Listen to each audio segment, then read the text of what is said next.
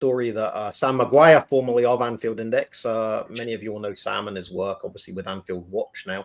And Sam broke a story on Friday evening as an exclusive, and I'll put that air quotes around that one.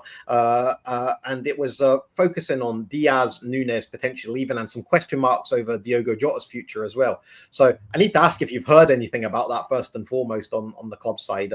And it's ironic that the three of those players all struggled yesterday a bit as well, and none of them really put their mark on that game at Plymouth. And I just wondered if it was anything you had come across in dispatches.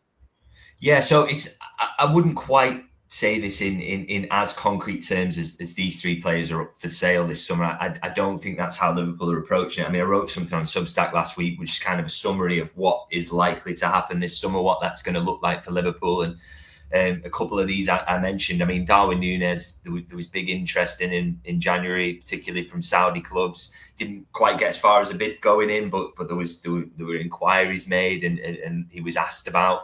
Liverpool kind of shot that down straight away. They didn't want to sell him in the middle of the season because he has got a role to play for them. But that is, when it gets to the summer, it's quite clear. It's not worked out as well as everybody hoped. He's not an absolutely perfect fit for what the manager wants. And he's probably worth quite a bit of money as well. So Liverpool can get back a chunk of what they paid. I think there's a willingness from his side to go as well in terms of he can be the starting number 9 somewhere. So I'd say it's not necessarily that he's up for sale and Liverpool will get rid no matter what. But I very much can see a world where he departs this summer. In fact, I go as far as to say I expect that will happen, that Nunez will go this summer. And in terms of the other two, Luis Diaz, again, he's coming up to that point where he's 2 years out from the end of his contract. There's big interest in him from clubs in Spain. And so, that is, again, it's just, you're in the realms of possibility. Liverpool are not at the point where they're going to try and ship him out and get rid. But I'd say his future is very much in doubt. And it would not surprise me at all if he were to go. He's not quite in that Nunez factor if I expect him to go, but it would not surprise me at all because I don't necessarily expect that Liverpool will offer him a new contract. And with Jota, I think the one thing that stands against the possibility of selling him is, one, that the other two are more likely to go, and therefore you're talking about incredible churn, which Liverpool probably like to avoid. But also, in terms of the interest in him, his injury record is a massive factor. It's probably going to hurt Liverpool in terms of getting the fee that they would think is acceptable for him. So for me, he's also going to be 2 years out, and you're in that decision-making period. But I think Liverpool, with Jota, because they paid a decent fee for him and not too much, and his injury record is a factor, and there's going to be that churn there. My expectation around Jota is they probably see him as one where it's not the worst thing in the world if he runs down the next 2 years of his contract. You keep him round as an option. He scores a few goals for you, wins a few trophies. I think that will kind of be the aim with him, really. I'd be surprised if he's sold this summer. Yeah, me also. I mean, I think that you're in that situation with Diaz and Jota. You think it's going to be either or. It's certainly not going to be both. I'd be very shocked if it was both. Obviously, there are concerns about Jota's fitness, and that's always going to be there. Diaz doesn't really have that worry, but equally, that probably gives Diaz more of a value in the transfer market than. I mean, who's going to come and realistically now? I know there's an answer to this. I'm just kind of playing devil's advocate, but who realistically is going to come and buy Diogo Jota? But there will be clubs, of course, but which one of those clubs is Diogo Jota going to be happy with? You know what I mean? It's not. There's not going to be a big market for him.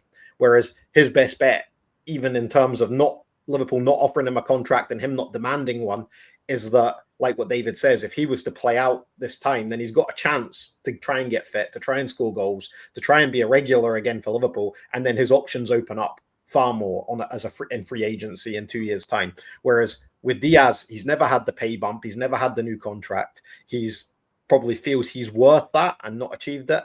And Liverpool don't seem intent particularly to offer him a contract that to his liking. Again, I'm just speculating here. That's not based on any info or anything that I've heard. And obviously we've had his father, we've had his camp continuously drumming up stuff that may suggest that the player would fancy sunnier climes, shall we say, perhaps La Liga or maybe Saudi or one of these things. Has been links to all of them in the future. So I can see Liverpool, and Liverpool aren't weak in that area. Obviously, Gakpo has dislodged Diaz as the starting left winger. So, and obviously we do have Chiesa who can play over there as well. He signed a long contract. I'm not saying he's going to stay next season as well, but you do wonder if there's something in that. And as for Nunez, again, Liverpool be mad not to cash in on him this summer because it's clearly not working. No matter what anyone says, it's just not working. You know what I mean? I know his link-up play with Salah can be good and there's things like that, but you've got a chance. Again, his contract is going to run down and Liverpool aren't likely to offer him a new one. And if there is a criticism of the first incarnation of the Michael Edwards era, and I don't think it's a criticism many deliver at Michael Edwards, it seems to be more delivered at Jurgen Klopp's door, but there seem to be so many players leaving them free as free agents in a club that has a model where the owners don't put money in. Where does the money come from? You know what I mean? You have to sell players, I've seen some comments come up there. I would like us to buy 4 players this summer, but where's that money coming from? We know Liverpool have money, but of course, the problem with Liverpool is if they keep allowing these contracts to run down, then that sustainable model is threatened every single time you allow that to happen. And whilst it's great to have these players coming on at the pitch, the last game of the season, showing them the nice frames with all their great moments, wishing them well, singing songs, letting them say goodbye and go around murals in the streets and all that sort of stuff. Really, that's not how you run a sustainable recruitment model at a club like Liverpool, is it? No, exactly. That's it. I think they do need to get kind of better at those sales. And I just think there's a distinct possibility to do that this summer. Not, you look at Nunez and Diaz, and they are just real candidates to go on that basis, really. And it's quite easy for me to see as well. I know they get shared all the time, the graphics of Liverpool's net spend versus the top 6. And I keep thinking, it's probably going to look pretty similar to that after this summer as well, because I think Liverpool are going to make some pretty decent sales, and I think Liverpool can improve this squad even with that happening. I mean, you think of the amount that you could get. Say Luis Diaz goes to a Barcelona, or he could go to Saudi as well. I believe there's interest there. Darwin Nunez goes to Saudi. You get Joe Gomez making a move to a big Premier League side. That's a lot of money you could be making there. And you could, with that then, to retool the squad and add players who are more of a fit in terms of the profile. I think Liverpool could do a lot to the squad with a very, very low net spend this summer.